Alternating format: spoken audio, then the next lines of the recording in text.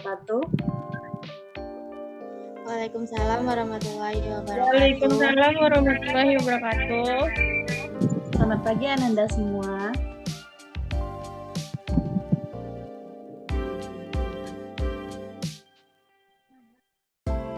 Baik, untuk melakukan aktivitas pembelajaran kita pada saat kali ini, Ibu lebih dahulu akan mengambil absen kalian ya. Yang pertama, Dini. Hadir, Bu. Selanjutnya, Maya Alia Puspita. Hadir, Bu. Selanjutnya, Sylvia. Hadir, Bu. Selanjutnya, Aulia. Hadir, Bu. Selanjutnya, Bayu.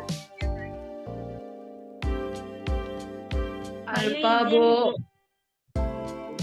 Aldi. Bulan. Aldi sakit katanya, Bu. Bulan. Hadir, Bu. Ayangsa. Hadir, Bu. Dinda. Main dia, Bu. Tia. Bu. Tiwi.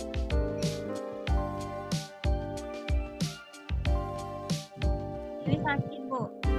Oh, baik. Sudah absen, sudah Ibu ambil ya.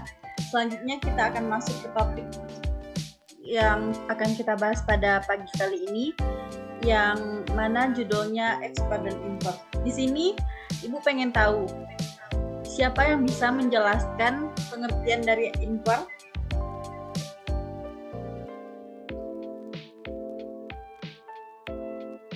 Nggak ada? Izin, Bu. Ya, silakan Dini. Impor tuh kayak barang dari luar masuk ke negara kita, Bu. Ya, bisa. Selanjutnya ada yang lain?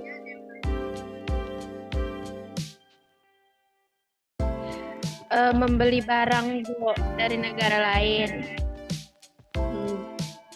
Siapa tuh Ayangsa? Ya, baik. Ibu jelaskan lagi ya. Ekspor dan impor adalah kegiatan perdagangan internasional yang melibatkan pertukaran barang dan jasa antara dua negara atau lebih. Sedangkan ekspornya sendiri adalah kegiatan menjual barang atau jasa dari satu negara ke negara lain. Impornya adalah kegiatan membeli barang atau jasa dari negara lain. Setelah kita memasuki apa itu pengertian ekspor dan impor, kita akan melihat lebih jauh lagi tujuan ekspor dan impor itu apa sih? Ini tujuan ekspor dan impor. 1. Meningkatkan pertumbuhan ekonomi. Yang kedua, memperkuat ekonomi nasional. Yang ketiga, menyediakan barang dan jasa. Yang keempat, meningkatkan ketersediaan barang dan jasa. Yang kelima, memperluas pasar. Yang keenam, meningkatkan investasi. Dan yang ketujuh yaitu meningkatkan devisa negara. Selanjutnya, setelah Ibu menjelaskan tujuan ekspor dan impor itu, Ananda sekalian akan mengetahui fungsi ekspor dan impor. 1. Mendorong transfer teknologi. Yang kedua, meningkatkan negosiasi. Yang ketiga, meningkatkan persaingan. Yang keempat, meningkatkan diversifikasi ekonomi. Yang kelima, memperkuat hubungan ekonomi. Sejauh Ibu menjelaskan tujuan dan fungsi, apakah ada pertanyaan sejauh ini? Tidak, Bu.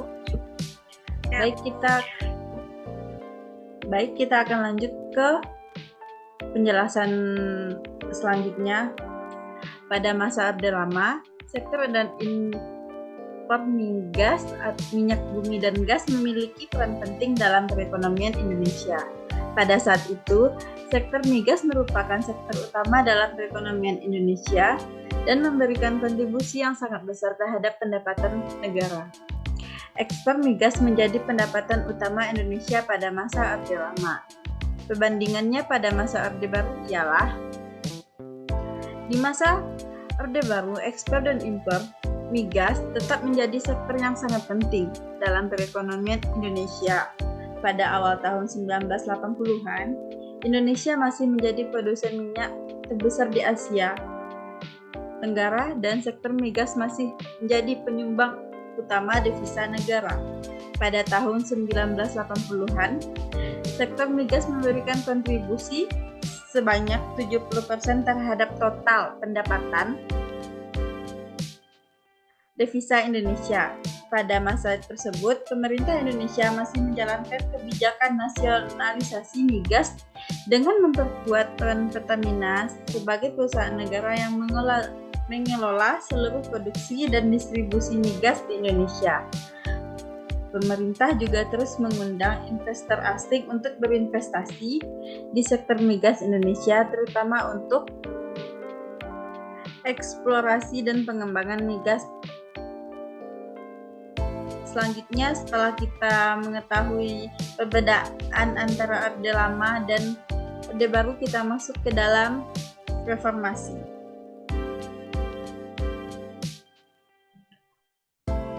Peran penting dalam perekonomian Indonesia pada saat itu ialah sektor migas merupakan sektor utama dalam perekonomian Indonesia pada masa Orde Lama. Pemerintah Indonesia menerapkan kebijakan proteksionis untuk melindungi sektor ekspor dan impor non-migas dalam negeri.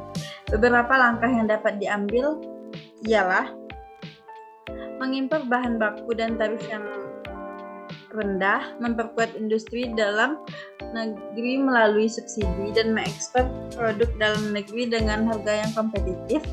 Pada masa Orde Lama terjadi beberapa perubahan dalam sektor ekspor dan impor non-migas. Salah satunya adalah peningkatan diversifikasi produk ekspor dan impor Indonesia. Selain itu, sektor manufaktur juga terus berkembang dan banyak mengekspor produk-produk ke luar negeri. Ia memberikan kontribusi yang sangat besar terhadap pendapatan Indonesia.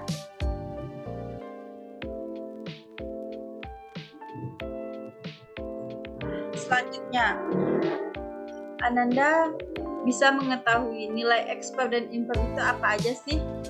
Di sini ada yang tahu nilai ekspor dan impor itu apa saja? Ya, Bu. Baik, di sini ada 5 nilai ekspor dan impor. 1, nilai impor migas dan non-migas. 2, impor non-migas menurut golongan barang HS 2 digit. Yang ketiga, impor non-migas menurut negara asal barang. Yang keempat, impor menurut golongan penggunaan. Yang kelima, neraca perdagangan. Hanya itu materi kita pada pagi hari ini. Apakah Ananda paham?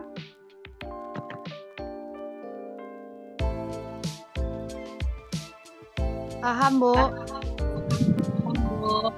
Untuk minggu selanjutnya Ananda bisa membaca materi yang akan Ibu sajikan pada minggu depan, dan siapa yang aktif dalam tanya jawab, Ibu akan mengasih nilai plus.